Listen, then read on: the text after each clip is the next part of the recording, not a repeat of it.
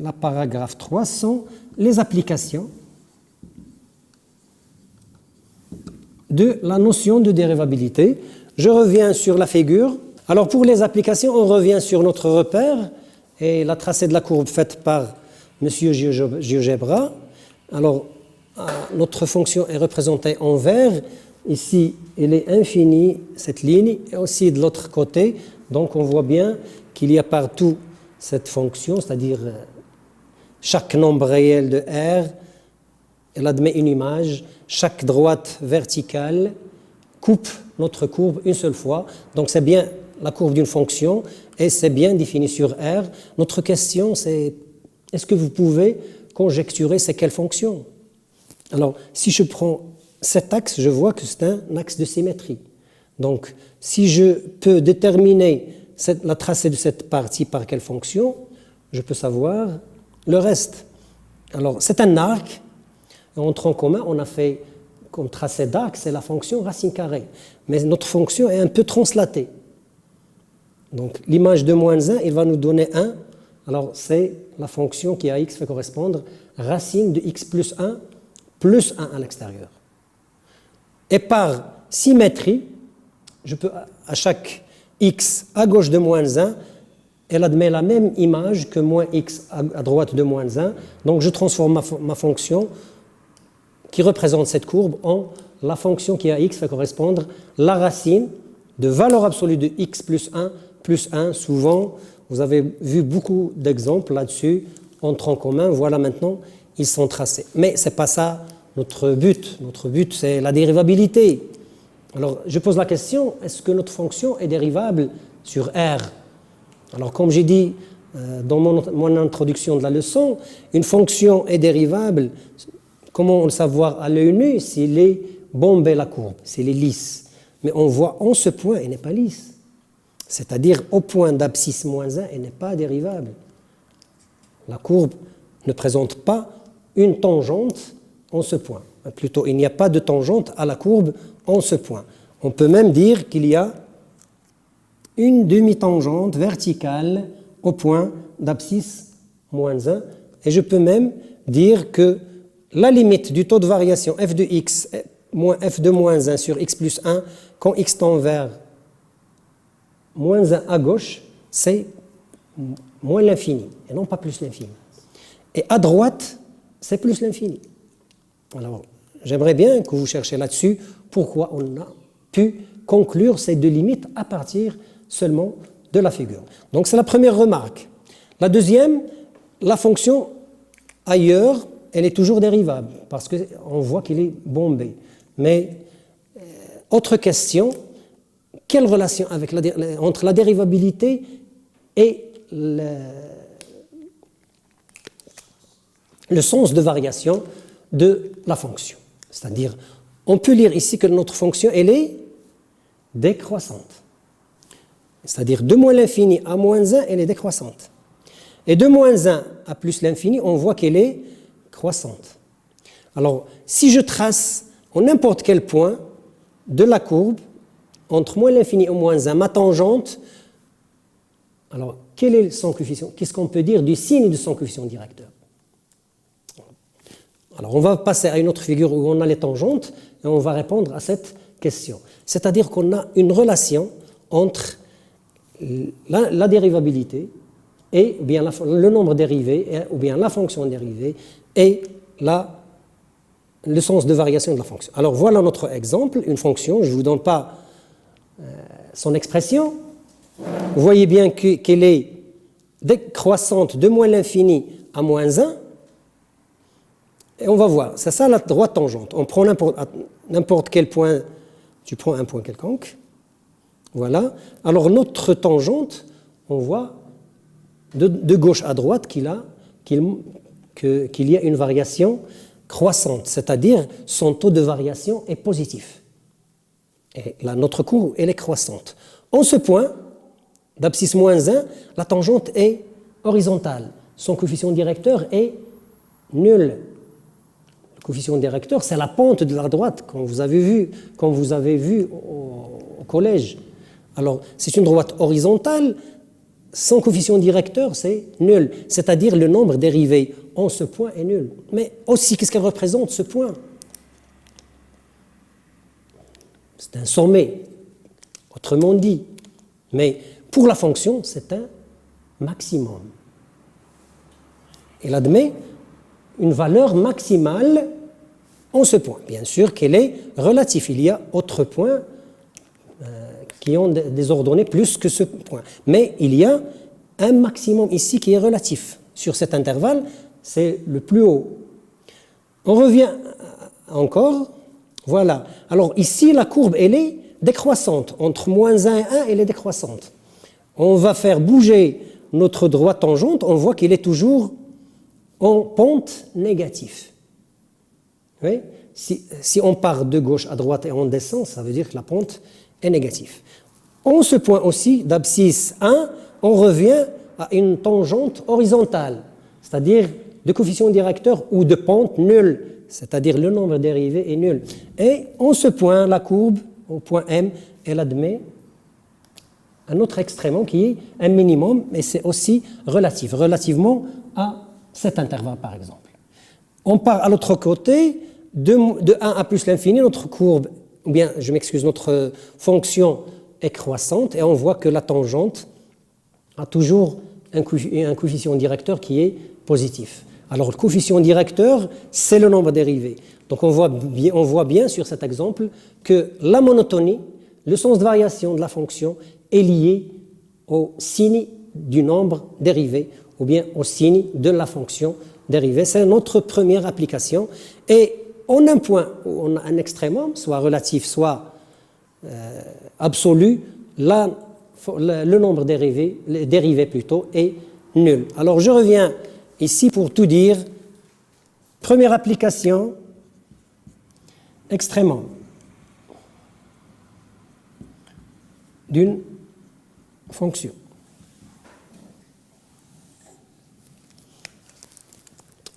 Théorème 1, soit f une fonction dérivable RI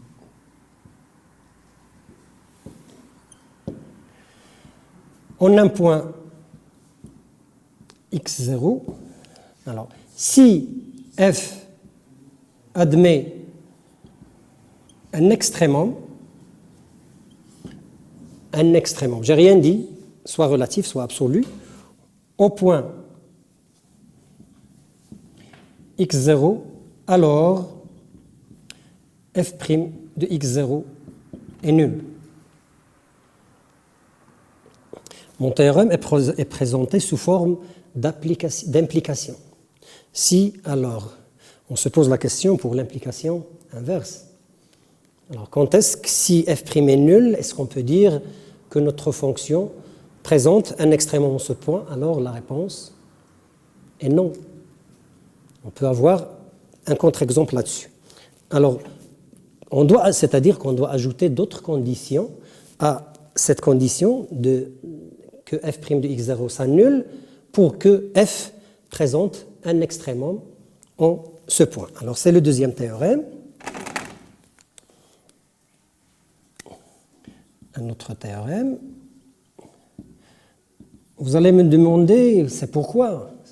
Donc, c'est question de démonstration et de signe du taux de variation avec sa relation avec les extrémums. Un autre théorème, c'est si, voilà, toujours la même condition, si f est dérivable en x0, voilà, soit f une fonction dérivable en x0, si f' de x0 est égal à 0 et f' en tant que fonction change de signe en x0, alors f admet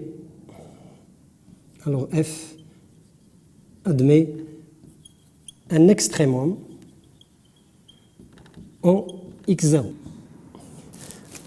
Alors, mon théorème est présenté sous forme d'implication, si alors, condition suffisante, condition nécessaire. Mais la question qui se pose, est-ce qu'on a l'implication inverse? Si f' de x0 s'annule, est-ce que f admet un extrémum au point x0? Alors je vais vous donner un exemple et on va voir. F de x, exemple.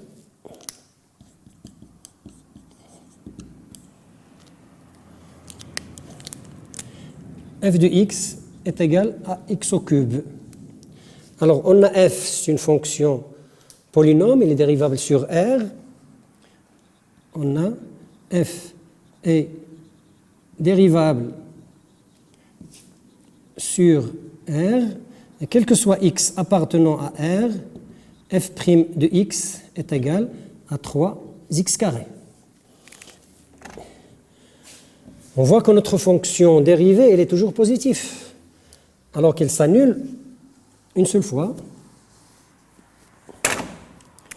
Donc, un petit tableau de signes, x, f' de x, il s'annule en 0, mais il est toujours positif. En traçant la fonction f de x est égal à x au cube, comme ça,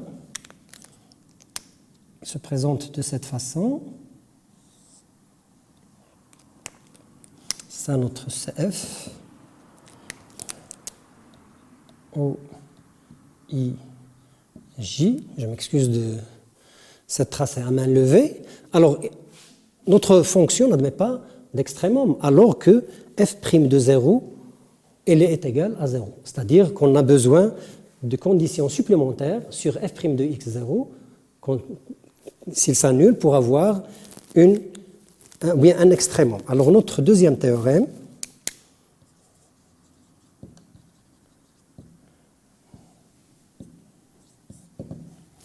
alors, soit f une fonction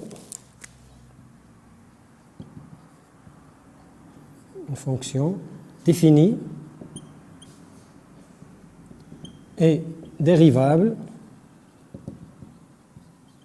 sur un intervalle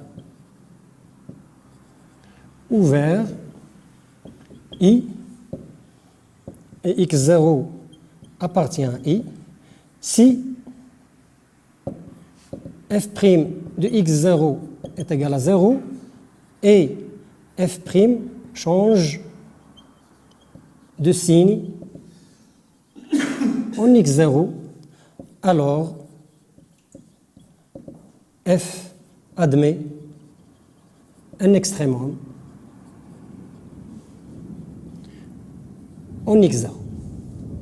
Alors il faut toujours se poser la question dans les théorèmes, si on a une implication, on a une équivalence, et quand est-ce qu'on a une équivalence? Si on a seulement une implication, qui sont les conditions complémentaires ou bien supplémentaires à la condition nécessaire pour que ça soit suffisante à la condition suffisante, la première. Alors voilà un exemple comme on a fait.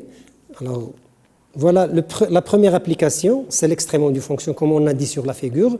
Maintenant notre deuxième application, c'est les variations d'une fonction et la fonction dérivée. Donc, deuxièmement, sens de variation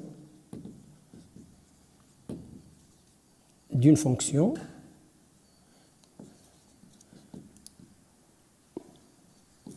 alors bien sûr en relation avec la fonction dérivée. Donc le théorème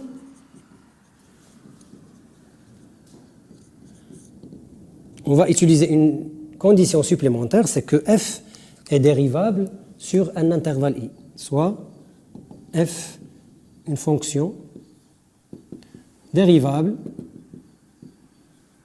sur un intervalle i. Alors, si f' est positif, alors, je peux même dire ou égal à 0, alors f est croissante sur I. Ah, je n'ai pas dit ici le I. F est positif sur I. Alors la fonction doit être positive sur l'intervalle I. Si F' est négatif sur I, alors F est décroissante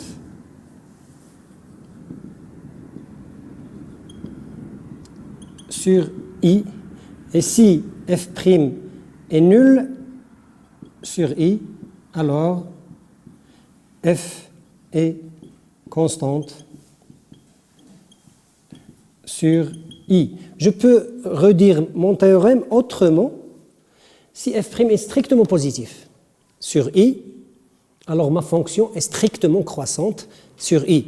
Alors, on peut dire, si f' est nul, elle est positive.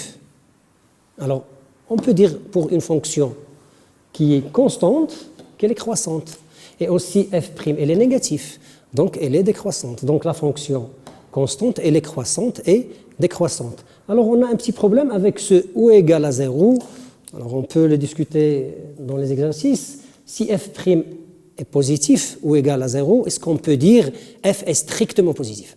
Alors oui, si f' est positif, sauf en un nombre dénombrable de fois. Ce n'est pas sur un intervalle. Par exemple, vous avez vu la partie entière, c'est une fonction qui est croissante, mais qui n'est pas strictement croissante. En étudiant sa dérivabilité, on va voir qu'il s'annule sur des intervalles. Alors c'est pour cela qu'elle est croissante, mais pas strictement croissante. Donc je vous donne un exercice à faire là-dessus. Exercice, je vous laisse le soin de le faire. Ça serait un peu facile, un exercice d'entraînement. Soit la fonction f telle que f de x est égal à x au cube moins 3x carré plus 1. Étudier les variations de f sur R. Bien sûr, on va étudier les variations de R en utilisant la fonction dérivée par la définition qu'on a fait en tronc commun. Ça, c'est aussi possible parce que notre fonction n'est pas du tout difficile. C'est une fonction polynôme troisième degré, mais je veux bien que vous faites l'exercice en utilisant la notion de dérivabilité sur un intervalle. Alors, ma troisième application, en mathématiques bien sûr, pas les applications ailleurs, et qui existent et qui sont nombreux, la construction des bateaux, ça se fait en utilisant la fonction dérivée. Alors on a une fonction qui s'appelle la fonction spleen, qui donne l'allure du bateau. C'est une fonction, comme on dit, très bien dérivable. C'est pour cela qu'on a les vagues qui ne laissent pas, ou bien qui ne poussent pas le bateau pour reculer. Ces vagues sont des tangentes. Alors si je trace comme ça ma fonction, alors quand il passe les vagues comme ça, alors il trouve un chemin pour passer ailleurs sans des tangentes. Alors ce sont des fonctions, comme on dit, très bien dérivables, sont utilisées beaucoup en industrie. Alors ma troisième application, c'est utiliser la fonction dérivée comme inconnue. Alors on va donner des équations où l'inconnu est une fonction et ses dérivés. Cette partie, elle n'est pas bien faite en première bac sciences maths parce qu'on a seulement besoin d'un type d'équation qu'on appelle équation différentielle pour les sciences physiques en premier semestre du deuxième année baccalauréat. Alors ce qu'on va faire avec la troisième application, équation différentielle.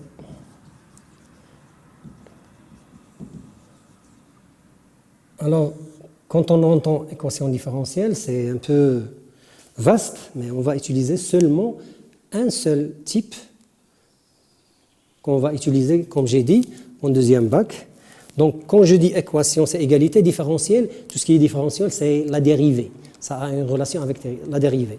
Alors, une équation différentielle est une équation dont les inconnus sont une fonction et ses dérivées successives. Donc, on peut parler de la dérivée seconde, qui est la dérivée de la dérivée première. Alors, notre troisième application de la notion de dérivabilité sont la résolution des équations différentielles. Alors, équation, comme vous savez, égalité, différentielle, ça réfère à la dérivée. Ce sont des équations dont les inconnus sont des fonctions et leurs dérivées. Donc, une fonction, elle admet des dérivées, oui.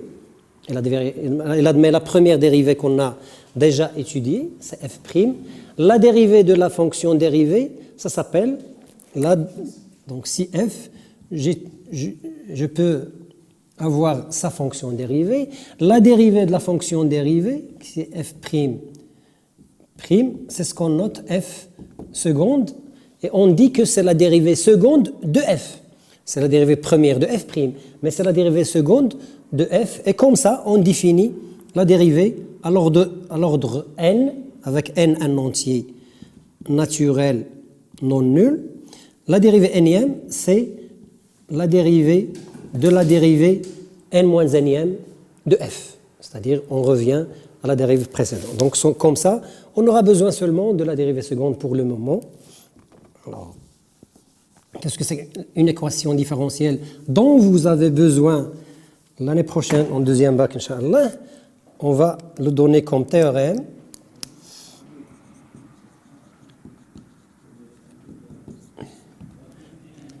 On considère l'équation différentielle. On considère l'équation différentielle E y seconde plus oméga carré y est égal à 0. Alors, où oméga est un nombre réel. Alors, mon y, c'est une fonction, c'est l'inconnu. Ce y seconde, c'est la dérivée seconde de y, qui est une fonction. Donc, je peux la remplacer par f seconde de x plus oméga carré, f de x est égal à 0, et je cherche la fonction f. Alors, cette équation, l'équation E, maintenant je l'ai définie, en même temps j'ai donné la solution. L'équation E admet comme solution générale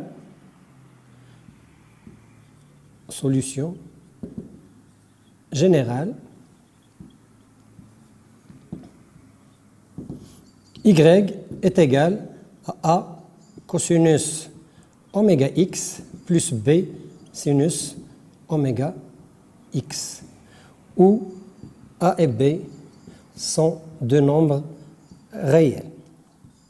Ça veut dire que cette fonction admet une infinité de solutions. N'importe quelle valeur donnée au couple a, b, en remplaçant, ça me donne une solution. C'est pour cela qu'on l'appelle la solution générale. Le oméga, on a ici un oméga carré, ça veut dire plus un nombre positif. C'est ce que je veux dire par oméga carré, plus un nombre positif fois y. Donc pour le oméga, je prends soit le positif, soit le négatif, c'est la même chose. Si j'ai ici par exemple 4, soit je prends ici 2 au moins 2, ça ne changera pas grand-chose. Le signe, ça intervient dans les paramètres A et B. Alors c'est ça la solution en général.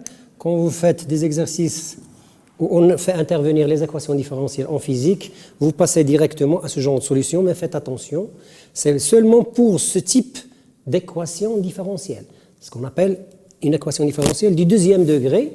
Le degré d'une équation différentielle, c'est le degré de dérivabilité. J'utilise une dérivée d'ordre 3, je peux dire que c'est une équation différentielle du troisième degré. Alors, est-ce qu'on peut avoir une seule solution? Quelle est la seule solution qui vérifie telle ou telle chose? Alors, on a ici deux paramètres A et B. Si on a deux données sur cette fonction, on aura une solution unique, donc, que je vais présenter en un autre théorème. L'unicité de la solution repose sur deux conditions sur notre solution. Alors, je ne vous donne pas la démonstration de ce théorème, ni le premier ni le deuxième. Alors, on considère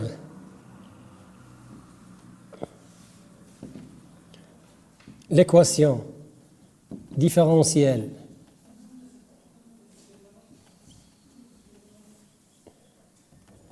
E, toujours y seconde plus oméga carré y est égal à 0, où oméga appartient à R, et soit x0 appartenant à R, y0 appartient à R, y1 appartient à R. Alors, il existe, alors,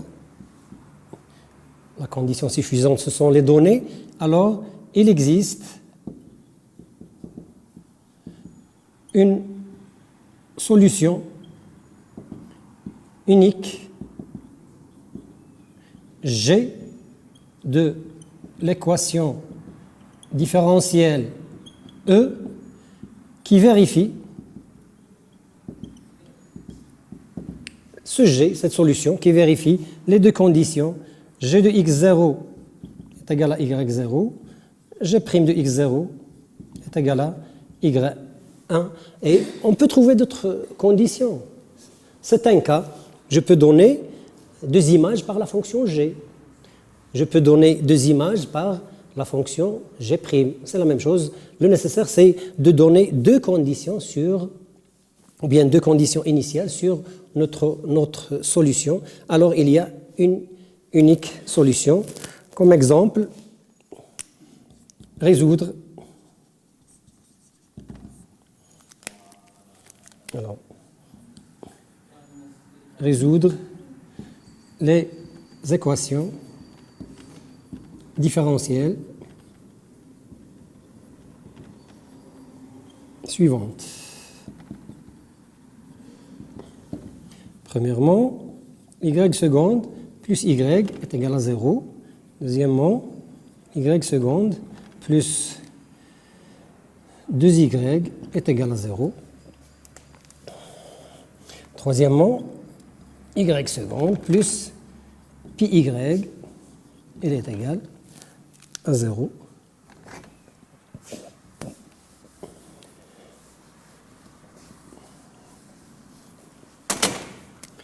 Quatrièmement, trouver la solution de l'équation différentielle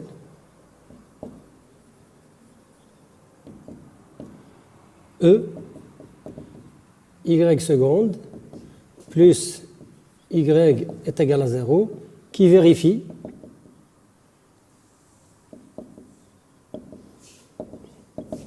alors la solution, je vais l'appeler f ou g, qui vérifie g de 0 est égal à 1 et g' de 0 est égal à moins 1. Et comme ça, on est arrivé à la fin de notre leçon, notion de dérivabilité, dont on a vu 3 paragraphes, la dérivabilité en un point, la dérivabilité sur un intervalle et la fonction dérivée, puis les applications de cette notion. J'espère bien que vous avez bien assimilé ce que j'ai dit. Ce n'était qu'un prétexte pour apprendre, encore apprendre, c'est chercher, c'est pouvoir choisir. La prochaine, Inch'Allah, ça sera avec l'étude des fonctions numériques. Merci pour votre attention.